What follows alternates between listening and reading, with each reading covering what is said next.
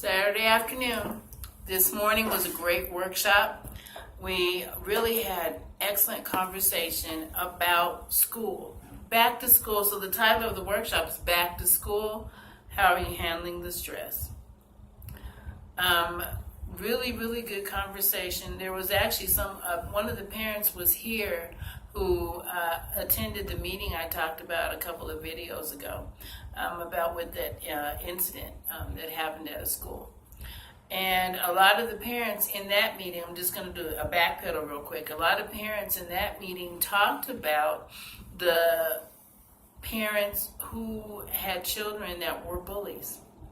And one of the biggest things about that is, as a parent, it's really easy, especially when you, if you have started this, when your child comes home and says something happened, somebody did something, or a teacher said something or did something that just was not pleasing to you or your child.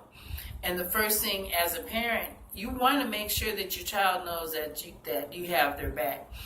We're going to go fix that. We're going to go talk to them. And within that kind of manner, you're already creating a bully without even thinking about it. One of the biggest things, and so we talked about that a lot. One of the biggest things I talked about too was dealing with self-esteem. Not only our children's, but our own.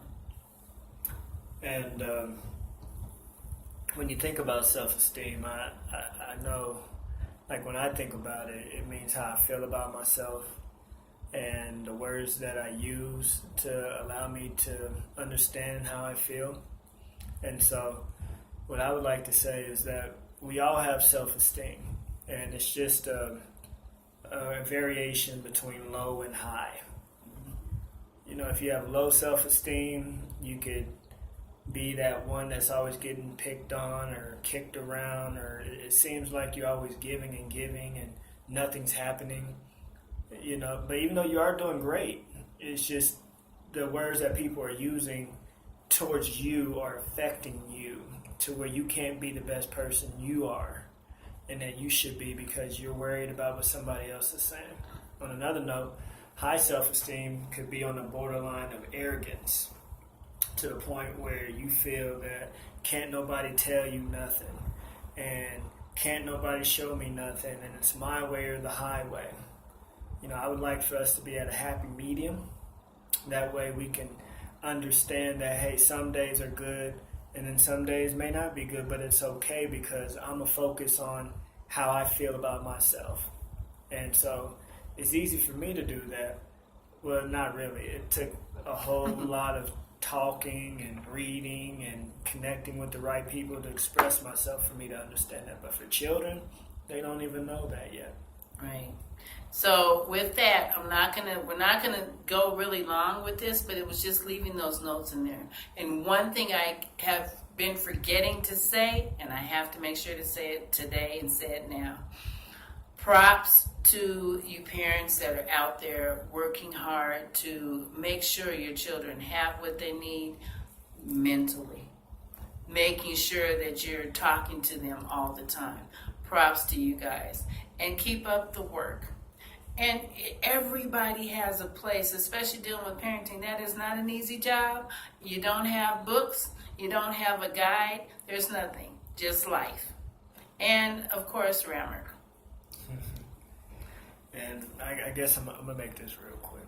Uh-oh. Because I only got a minute. But anyway, about the self-esteem thing, I just really want you to be careful as human beings, as parents, because, you can really become disconnecting and without even knowing it, because you feel that your self-esteem is at a point to where people that used to be on your same wavelength, you're now looking down on them to where you don't want to help them or be a part of what they're doing.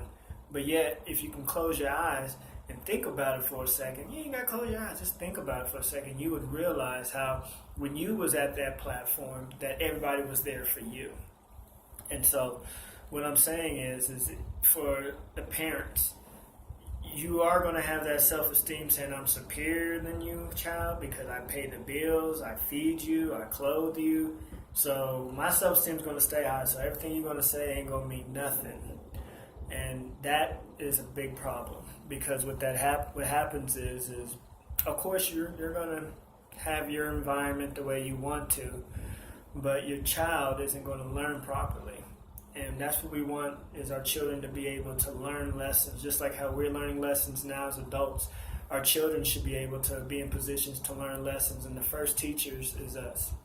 And I'm just going to stay at it and say that they can't handle stress like we can. We can't, they can't use the medications and methods to handle stress and deal with stress like us.